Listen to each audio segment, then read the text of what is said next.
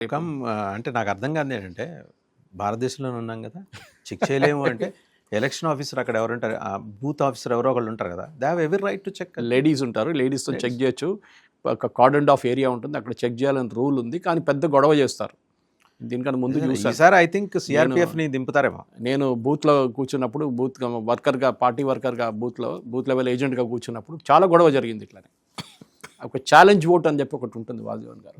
Challenge vote ఏంటంటే, ఒకరు బూత్కి వస్తారు, నా పేరు హనీఫా బేగం అని చెప్తున్నాను. మాకు డౌట్ వస్తుంది, బుర్కా వేసుకుంది హనీఫా బేగం. ఫోటో చూసి మొక్కం చూస్తే ఏం కనిపించదు, బుర్కా ఉంది.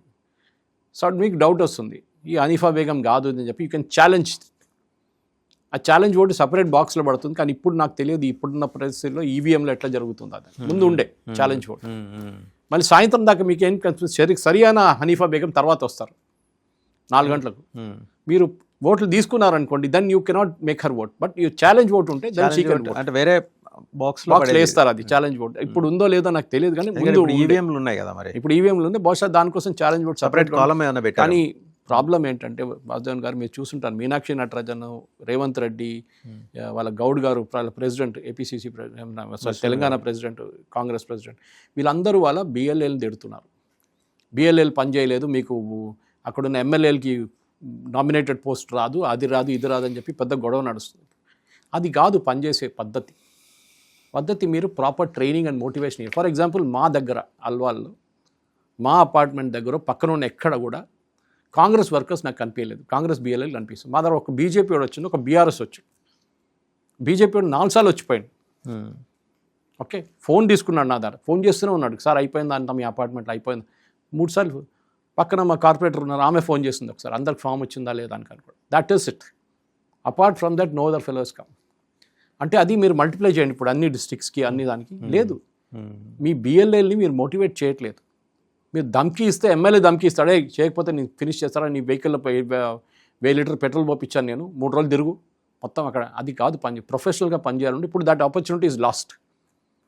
ఇప్పుడు కరెక్షన్ ఒకటే ఏంటంటే, ఓటు లేని వాళ్ళు రిజెక్ట్ అయితే దాన్ని ఎందుకు రిజెక్ట్ అయింది కనుక్కోండి. మీ ఓటు మీరు అసలు రిజిస్టర్ చేయక 17th లిస్ట్ వస్తుంది, దాన్ని బట్టి ప్రొసీజర్ ఫాలో అయితే మీరు ఫస్ట్ ఆఫ్ ఆల్ నాకు ఫామే రాలేదు, ఫస్ట్ ఎక్స్క్యూజ్, నాకు ఫామే రాలేదు. ఫామ్ 6 ఫిలప్ చేయండి 17 తారీఖు తర్వాత. ఫామ్ 6 ఆన్లైన్ ఆప్షన్ ఉంది కదా, ఫిలప్ చేయండి. ఇట్ మైట్ గెట్ యాక్సెప్టెడ్, చెప్పలేము. మీరైతే చేయాలి కదా, చేయాలి, మీరు ఫిలప్ చేయాలి.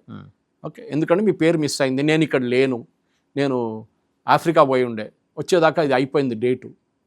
ఏం చేస్తారు ఇప్పుడు? మీరు ఫామ్ 6 ఫిలప్ చేయండి. సో ఫామ్ 6లో ఈ రీజన్ మనం సైట్ చేయొచ్చు, ఐఎమ్ అవే ఫ్రమ్. అది కాదు, form 6 like fresh registration. Your old one has anyway got cancelled, uncollectable అని వచ్చింది, అది కొత్త ఫిలప్ చేశారు మీరు. రైట్, ఓకే, ఇది ప్రాబ్లం లేదు. బహుశా at latest stage they can even match it. అది కూడా చేయొచ్చు ఇప్పుడున్న కంప్యూటరైజేషన్ ప్రాసెస్తో, అది కూడా జరుగుతుంది. ఎందుకంటే ఫామ్ 6 ఫిలప్ చేస్తే ఆటోమేటిక్లీ యాక్సెప్ట్ చేయాలని లేదు. It has to undergo a process, checking process ఉంటుంది దానికి. ఎందుకంటే అప్పుడు దాకా ఈ ఎంఆర్ఓలు, ఈ ఈఆర్ఓలు, బిఎల్ఓలు అందరూ కొంచెం ఫ్రీ అయిపోతారు. కొంచెం ఇదంతా అయిపోయింది కదా, పని గొడవ అంతా అయిపోయింది కదా అని చెప్పి వాళ్ళు దాని మీద కూర్చుంటారు. బహుశా దసరా తర్వాత అది చేయొచ్చు, దానికన్నా ముందు కూడా చేయొచ్చు కావాలంటే. ఇదన్నీ జరిగితే వాసుదేవన్ గారు, టోటల్ మన దగ్గర నా అంచనా ప్రకారం మా total voters will be about 2.3 to 2.4 crores. అంటే ఆల్మోస్ట్ ఓవరాల్గా తెలంగాణలో ఎంతమంది మిగలచ్చు? ఒక ఉజ్జాయింపుగా ఒక జస్ట్ అందాజ్ చెప్పండి. ఎంత సార్, ఎంతమంది ఓటర్లు ఓటర్ లిస్ట్ నుంచి ఎంతమంది? ఐ థింక్ 1 కోటి మంది పోతారు ఈజీగా. 1 కోటి మంది. ఇప్పుడు ఆల్రెడీ 73 పోయారు. వెస్ట్ బెంగాల్ మోడల్ చూస్తే, బీహార్ మోడల్ చూస్తే, తమిళనాడు మోడల్ చూస్తే, బిట్వీన్ అనామలీ అండ్ టోటల్ రిమోట్లో ఇంకొక 20 లక్షల మంది, 30 లక్షల మంది యాడ్ అవుతున్నారు.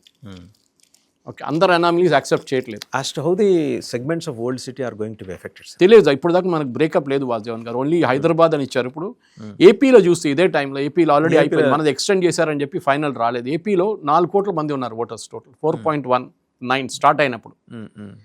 డ్రాప్ అవుట్ అంతా తీసేసిన తర్వాత 44 లక్షల మందిని తీసేశారు ఏపీలో, తక్కువ.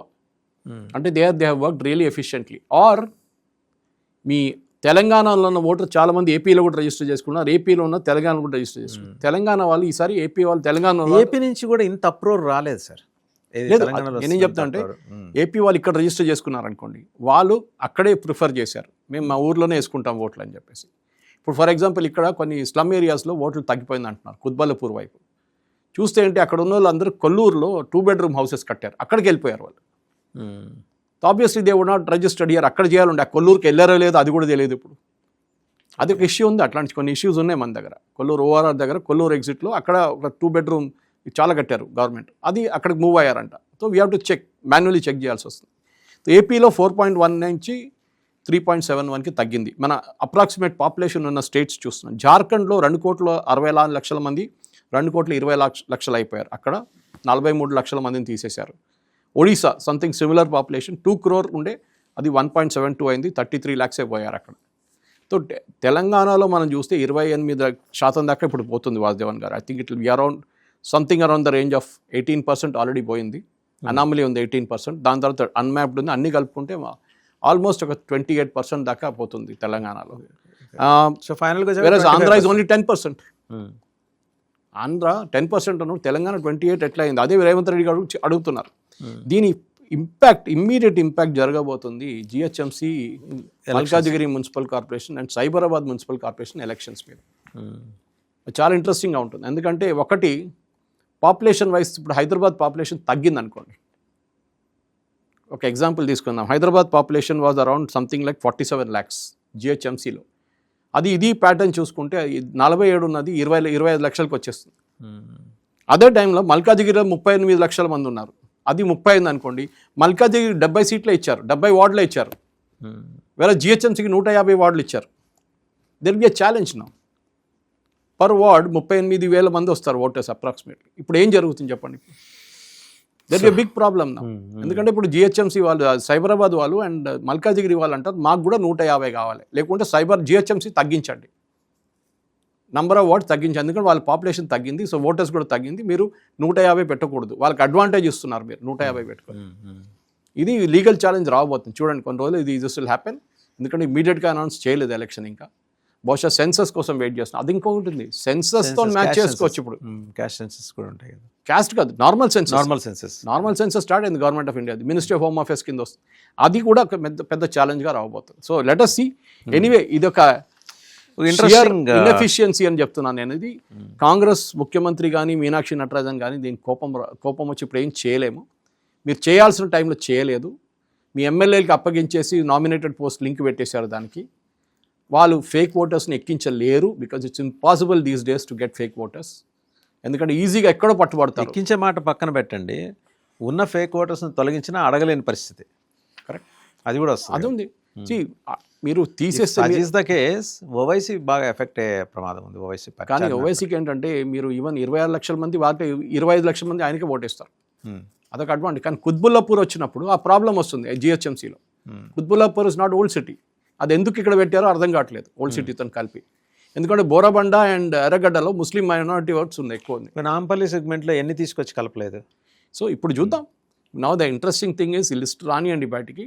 నేను చెప్పాలనుకుంటాను, ఈ ట్రైనింగ్ మీరు ఇచ్చింది కాంగ్రెస్ వైపు నుంచి తప్పిచ్చారు, వాళ్ళు చేయలేదు కరెక్ట్. మీరు మోటివేట్ చేయాలండే మీ టీంని, రెగ్యులర్ మీటింగ్స్ పెట్టాలండే. కానీ మీరు అనుకుంటారు ఫేక్ ఓటర్స్ తీసేసారు, యాడ్ చేయాలంటే యాడ్ చేయలేరు. మ్యాక్సిమం 5% మంది మిస్ అయి ఉంటారు. దానికన్నా ఎక్కువ చనిపోయిన వాళ్ళని మీరు పిలిపించొచ్చి రామా చేసి ఓటేయని చెప్పి పేరు ఏమంటే జరగదు. ఇక్కడి నుంచి మారిపోయిన వాళ్ళు మీరు చేయలేరు. Let us get this clear. Thank you Suresh garu, thank you very much. So చూసాం కదండి, 1 కోటి ఓట్లు తెలంగాణ నుంచి మాయమైపోతున్నాయి. అంటే మాయం అంటే వీళ్ళేం మాయం చేయట్లా, ఆ విధానాలకి విధి విధానాలకి అనుగుణంగా లేని వాళ్ళందరూ ఓట్లు ఇక్కడి నుంచి ఖచ్చితంగా తొలగించినట్టే. ఆంధ్రలో 40 లక్షలు. సో ఇక్కడ మేజర్ ఇప్పుడు రేవంత్ రెడ్డి గారి కన్సర్న్ ఏంటి, ఇదేదో ఓట్ల తొలగింపు అనేది ఉద్దేశపూర్వకంగా చేశారు. మీ వాళ్ళకి మీరు సమంగా ట్రైనింగ్ ఇచ్చుకుంటే మీ బూత్ లెవెల్ ఏజెంట్లకి, వాళ్ళు యాక్టివ్గా ఫీల్డ్లో పనిచేసి ఉండేవాళ్ళు, జనానికి ఉండేవి. ఈ కోటి కాకపోతే కనీసం సంఖ్య తగ్గేది. ఇవాళ మీరు ఏదో చేయలేక ఏదో వారం పేరు చెప్పినట్టు మీరు ఇదంతా కూడా ప్రక్రియ వల్ల జరుగుతోందంటే సూపులో పడేది కాంగ్రెస్ పార్టీ. రెండోది ఓవైసీ కూడా ఇంపాక్ట్ జిహెచ్ఎంసీ వరకు. మళ్ళీ అసెంబ్లీ ఎలక్షన్స్ వచ్చేప్పటికి ఇందాక సురేష్ కొచ్చాట్ల గారు చెప్పినట్టు ఆయన ఓటు వరకు ఆయన కన్సాలిడేట్ చేసుకోగలడు, మెజారిటీ తగ్గుతుందేమో కానీ. సో చూడాలి. ఏదైనా 17 తర్వాత జరిగే పరిణామాలు చాలా ఆసక్తికరంగా మారబోతున్నాయి.